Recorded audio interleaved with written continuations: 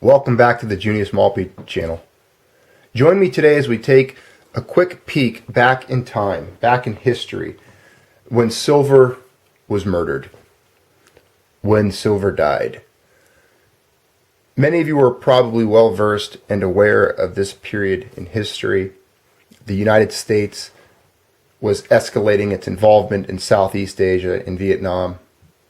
There was economic implications to that military involvement, and the dollar, the strength of the dollar was in a way, in a sense, also threatened by that and waning, and prices and values of silver because of, well, the effects of economics, the rules that we must abide, mass producing currency, increased debt and spending. Well, silver values were increasing, and the United States made a decision to eliminate silver coinage. This is a look back at an incident that took place 50 years ago this month. And it's not a celebration, it's not a time to honor anything at all, but it's a time to look back and learn from history, learn a lesson so that we can look at events taking place today and perhaps events that might take place in the future, and look at them through a different prism in what may occur and what the consequences might be. This is also a lesson in questioning what we are told by the state, by the government, by presidents. So join me as we take a look back here. We're going to read through some articles. We're going to take a walk through American history very quickly, and then towards the end we'll do a little rant on some of the highlights of what we read. So when America was founded as a country, let's look back to 1789. Silver was mandated as legal tender. The Constitution goes into effect after the first Congress convened on March 4th, 1789, replacing the Articles of Confederation. The power to coin money was given to Congress, and no state shall make anything but gold and silver coin a tender in payment of debts. Article 1, Section 10. You can see it right there. No state shall enter into any treaty, alliance, or confederation, grant letters of marque and reprisal, coin money, emit bills of credit, make anything but gold and silver coin a tender in payment of debts, pass any bill of attainder, ex post facto law, or law impairing the obligation of contracts, or grant any title of nobility. So you pass through, there was some coinage acts that took place in between then in 1965. However, gold and silver were always an integral part of our coinage and money in all of those acts. There were just changes to the ratios and so on. That is a conversation for another time. Fast forward to 1965 now, the Coinage Act of 1965. This act completely eliminated silver from dimes and quarters and reduced the silver content from 90% to 40% in the Kennedy half dollars. This act was brought about because of coin shortages from people hoarding silver as the price rose relative to the US dollar. President LBJ Lyndon Baines Johnson, who signed the act into law, commented, "When I have signed this bill before me, we will have made the first fundamental change in our coinage in 173 years. The Coinage Act of 1965 supersedes the Act of 1792, and that act had the title, an act establishing a mint and regulating the coinage of the United States." In an ironic sense, he goes on to state, if anybody has any idea of hoarding our silver coins, let me say this. Treasury has a lot of silver on hand, and it can be, and it will be used to keep the price of silver in line with its value in our present silver coin. There will be no profit in holding them out of circulation for the value of their silver content. So there you go. I mean, if you think about it, silver had been up until this point in coinage and in currency in Western civilization for about the last 7,000 years. And some goofball U.S. president eliminates it with the stroke of a pen. Here is a brief, we're going to read through his speech now. Distinguished members of Congress, ladies and gentlemen, we are gathered here today for a very rare and historic occasion in our nation's history. Before I make some observations that I have made note of here, I want to say to the Congress again, as I do almost daily these days, in the words of the Navy, well done. When I have signed this bill before me, we will have made the first fundamental change in our coinage in 173 years. The Coinage Act of 1965 supersedes the Act of 1792, and that act had the title an act establishing a mint and regulating the coinage of the United States. Since that time, our coinage of dimes and quarters and half dollars and dollars have contained 90% silver. Today, except for the silver dollar, we are establishing a new coinage to take its place besides the old. My Secretary of the Treasury, Joe Fowler, is a little stingy about making samples, but I have some here. Joe made sure that I wouldn't put them in my pocket by sending them over here in plastic. Actually, no new coins can be minted until this bill is signed. So these strikes, as they are called, are coins that we will never use. On one side is our First Lady, Martha Washington, on the other a replica of Mount Vernon. The new dimes and the new quarters will contain no silver. They will be composites with faces of the same alloy used in our 5-cent piece that is bonded to a core of pure copper. They will show a copper edge. Our new half dollar will continue our silver tradition, 80% silver on the outside and 19% silver inside. It will be nearly indistinguishable in appearance from our present half dollar. All these new coins will be the same size and will bear the same designs as do their present counterparts. And they will fit all the parking meters and all the coin machines and will have the same monetary value as the present ones. Now all of you know these changes are necessary for a simple reason. Silver is a scarce material. Our uses of silver are growing as our population and our economy grows. The hard fact is that silver consumption is now more than double new silver production each year. So, in the face of this worldwide shortage of silver and our rapidly growing need for coins, the only really prudent course was to reduce our dependence upon silver for making our coins. If we had done so, we would have risked chronic coin shortages in the very near future. There is no change in the penny and the nickel. There is no change in the silver dollar, although we have no present plans for silver dollar production. Some have asked whether our silver coins will disappear. The answer is very definitely no. Our present silver coins won't disappear, and they won't even become rarities. We estimate that there are now 12 billion, I repeat, more than 12 billion silver dimes and quarters and half dollars that are now outstanding. We will make another billion before we halt production, and they will be used side by side with our new coins. Since the life of a silver coin is about 25 years, we expect our traditional silver coins to be with us in large numbers for a long, long time.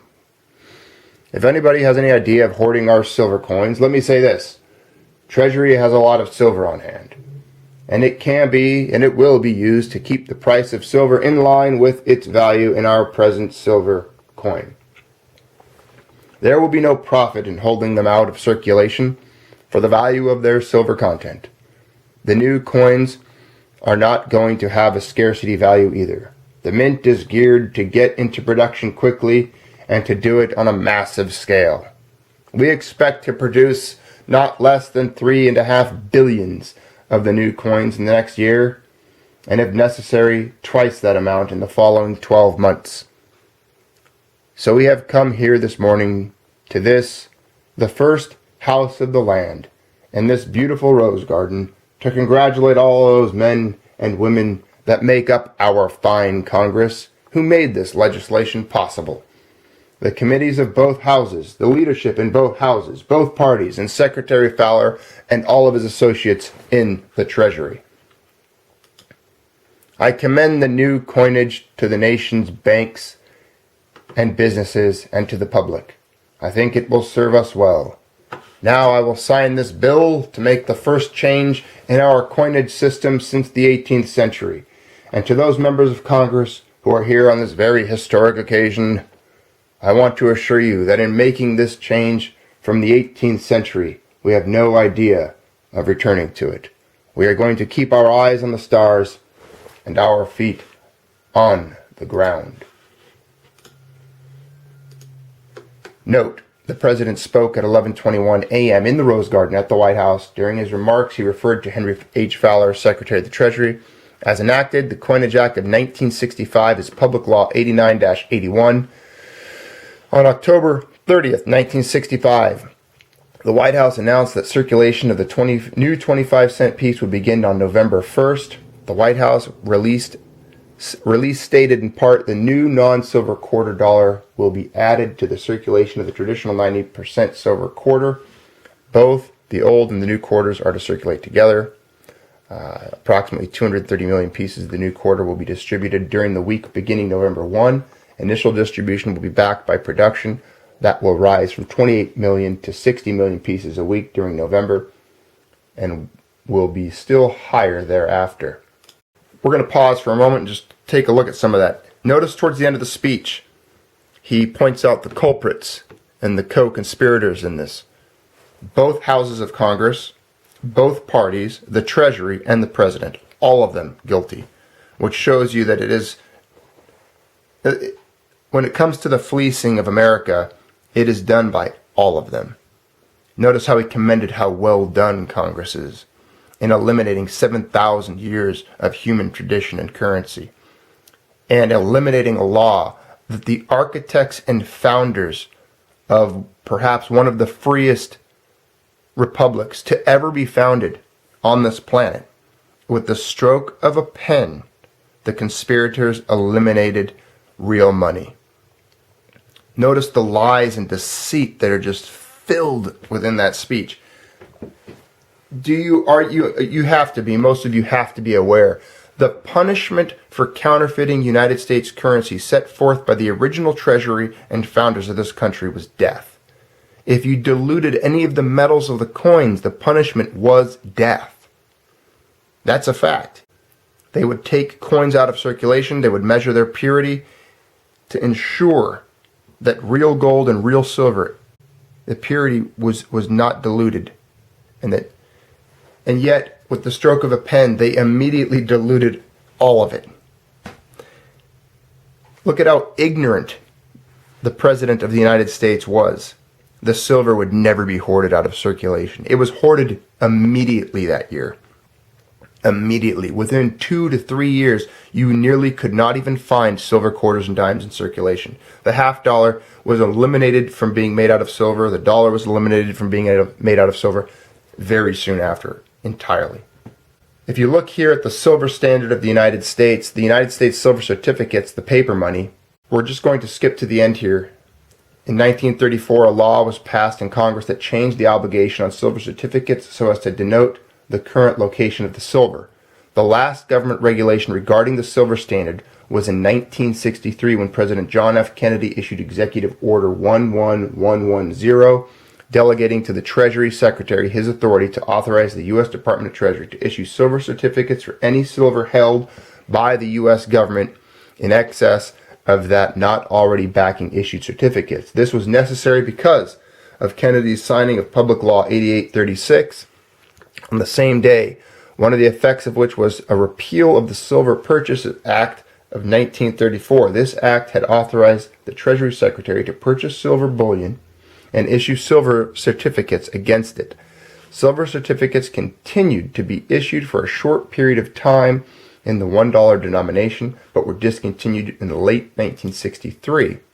In 1963, the words payable to the bearer on demand were removed from all newly issued Federal Reserve notes. Then, in 1968, redemption of pre-1963 Federal Reserve notes for gold or silver officially ended. The Coinage Act of 1965, which we just read, removed all silver from quarters and dimes, which were 90% silver prior to the act. However, there was a provision in the act, allowing some coins to contain a 40% silver consistency, such as the Kennedy half dollar. Later, even this provision was removed, with the last circulating silver content halves minted in 1969. All previously silver coins minted for general circulation are now clad. During 1982, the composition of the cent was changed from copper to zinc with a thin copper coating. The content of the nickel has not changed since 1946. Silver and gold coins are produced by the U.S. government, but only as non-circulating commemorative pieces or in sets for collectors. Now we'll scroll through a brief history of the United States coinage as we rant about those two articles and the Wikipedia links there. Theft, lies, deceit, corruption, debt. There's so many words that you could apply to the acts and the behavior of the supposed leaders of this country, both houses, both parties.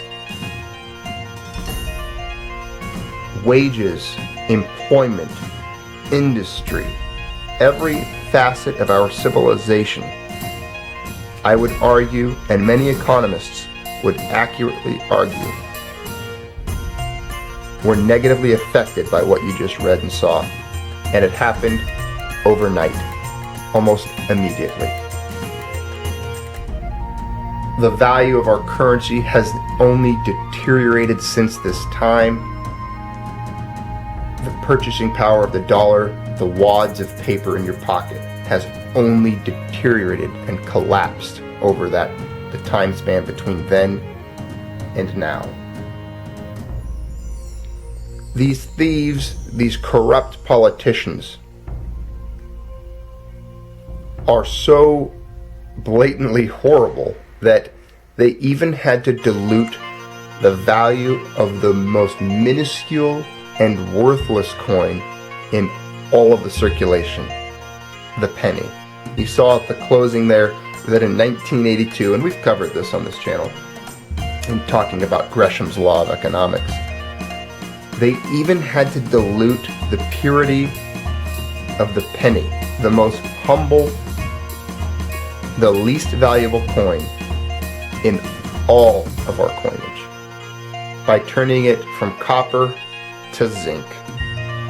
And even today, the copper ones are being hoarded out of existence due to Gresham's law, because they're worth nearly 200% more, twice the value of their zinc counterparts.